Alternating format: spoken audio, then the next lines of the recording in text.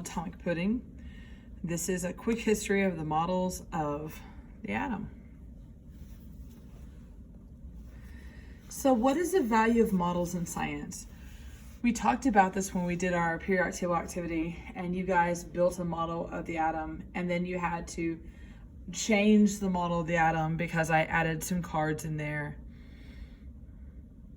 And so what's the value of a model like that in science? And then what are their limitations? So experiment 1, we have John Dalton with his solid sphere model. We talked about this in the previous unit. He studied how the elements combine to form compounds. He observed they've combined in whole number ratios, and he reasoned that the elements are made of tiny individual spherical particles called atoms. Well, the story doesn't stop there, because there was new developments. And through J.J. Thomson's experiment, in which he figured out that there was an electron, he devised a new model called the plum pudding model. And essentially he zaps atoms with electricity. He observed that a negatively charged particle was removed, and he reasoned that atoms contain negatively charged particles, which he called electrons. But that didn't explain all of the actions of the atom. And so here comes Ernest Rutherford in experiment number 3 with his nuclear model. And so this is an important one in science. So he takes an alpha particle emitter and he shoots it at a gold foil. It's a very thin piece of gold foil. And he postulates that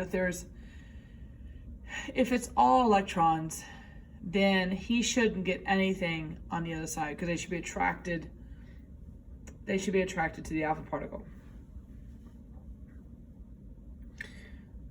But what he discovered was some of it went through, but then some of it bounced off like a game of pool.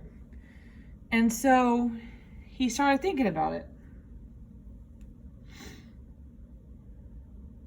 and realized that there must be something small, massive, and positively charged in an atom. So he called that the nucleus. Well, studying underneath him was Niels Bohr, and Niels Bohr comes up with his model. It's called the solar system model. And he originally postulated that you had this nucleus in the center, and the electrons were on tracks, kind of like the planets are around the sun. But there was still some problems with this, and there's a reason why he thought that they were on these tracks, because it was to help explain light being emitted from them when they got excited. Spectroscopy, which we'll talk about a little bit later. But there had to be something holding this together. And so at this time they didn't know about the neutron, but they kept thinking that there had to be something that's holding it together, because otherwise, why doesn't the electron crash into the nucleus, cause a chemical reaction, a chain reaction, and life not exist? Since you and I are here, there must be something going on that keeps that from happening. So it's one of the first major models that was developed by Niels Bohr. And he comes up with the idea of these nucleus and these shells of electrons. But the key thing is that he postulated that a strong electrical force kept the tiny universe together. There was something strong binding it together. And that right there is very important when it comes to Niels Bohr. But we're not done there. So then Ernest Rutherford comes back with his proton model, and he says, well, I've got the nucleus in the center, and I've got electrons on the outside, but then the rest of it is empty space.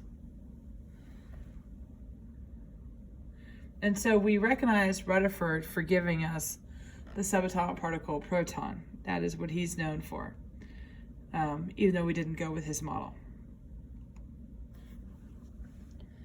And then we have Werner Heisenberg with his experiment. And this is where you get the idea of an electron cloud model. So he comes along with an idea by around 1927. He is a German scientist that proposed a cloud model of the atom. And he suggested that the location of the electron could not be specifically known, or the momentum could not be known. So you can either know where it's at or how fast it's going, but you can't know both. And so he introduces us to this idea of probabilities. If you were to go fishing for electron, you have certain areas that you have a high probability of getting an electron versus others that are low probability. And we're going to see this in the next unit when we start talking about electron configuration and these models. So, and then we have James Chadwick.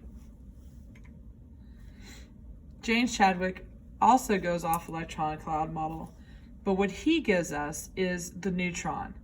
And the neutron is the final piece of the puzzle. Now, understand, this is 1932 when he comes up with it. We are on the edge of World War II.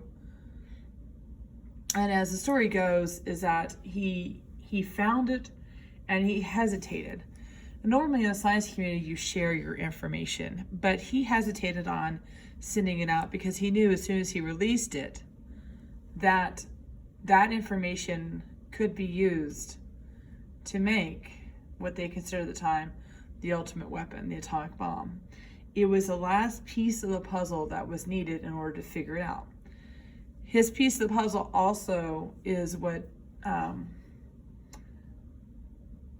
gives some trouble to Dalton's atomic theory, because he comes up with the idea of neutrons. He's able to prove it, and he's able to prove that your elements on the periodic table, most of them have more than one version of them, same number of protons, but they have different number of neutrons, which explains for the slight mass differences between samples. And he also reasoned that the neutrons were the important part that held the atom together. So to sum this up, the atom, you have the nucleus where protons and neutrons are found at. You have a positive charge, which is the most massive area. Then you have a cloud of electrons orbiting outside of the nucleus. These are negatively charged. And there are areas where electrons are relatively found, and they're called energy levels. And we're going to learn some more about this. Electrons spin on their axis just like the planet does. And there's implications for that as well. Okay, till next time.